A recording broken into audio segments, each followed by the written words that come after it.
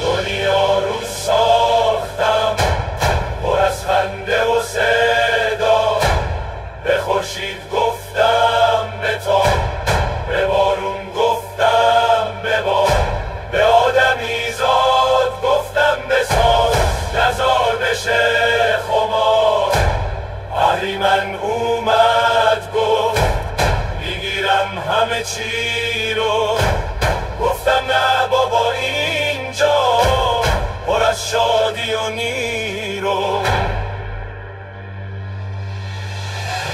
من راه انداختم زندگی، دادم به مردم امید، گفتم با عشق بسازید دنیا رو کنید سفید.